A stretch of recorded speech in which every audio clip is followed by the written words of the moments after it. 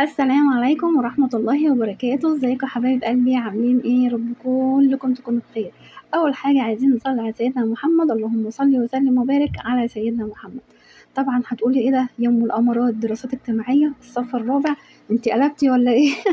لا والله، عايزة اقول لكم ان انا بنتي التانية الحمد لله اللهم بارك داخلة سنة رابعة، وانا زي ما بتقولوا كده اختها اللي داخلة سنة 6 خلاص حفظت منهج رابعة بسببها. فهنبدأ مع بعض بقى ونعرف لهم ايه هي ادوات تحديد الموقع، بما اني ماما وعادي يعني المواضيع دي بالنسبه لي سهله وتافهه، فقلت لبنتي خلاص تعالي لي يا قلبي وانا اقول لك ايه هي ادوات تحديد الموقع. سهله جدا، هما حاجتين ملهمش تالت: الخريطه والصوره.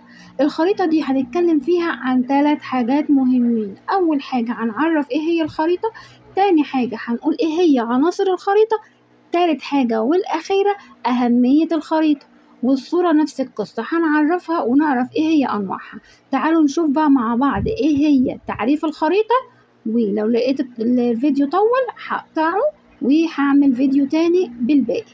يلا بينا نقول مع بعض الخريطة ايه هي. هي رسم توضيحي لسطح الأرض أو جزء من سطح الأرض دوت باستخدام حاجات معينة، مجموعة حاجات كده. ايه هي الحاجات دي يا أم الأمارات؟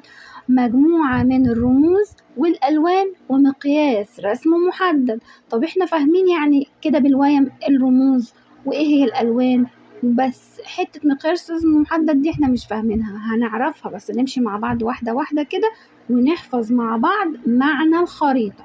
الخريطة ايه هي يا ام الأمارات؟ رسم توضيحي. يعني ايه رسم توضيحي؟ حاجة كده بنرسمها عشان نوضح بيها سطح الكرة الأرضية أو جزء من الكرة الأرضية باستخدام ايه؟ مجموعة من الرموز والألوان ومقياس رسم محدد. يبقى الخريطة رسم توضيحي، يلا قولوا معايا: رسم توضيحي لسطح الأرض أو جزء منه باستخدام ايه؟ باستخدام مجموعة من الرموز والألوان ومقياس رسم محدد. انا هوقف الفيديو على كده وهعمل لكم الفيديو التاني عناصر الخريطة عشان الموضوع يبقى معاكم سهل وبسيط، ونخلص حاجة حاجة ونمشي ونكمل. يلا بينا، اسيبكم في حفظ الله وامنه. كنت مع ام الامارات، سلام.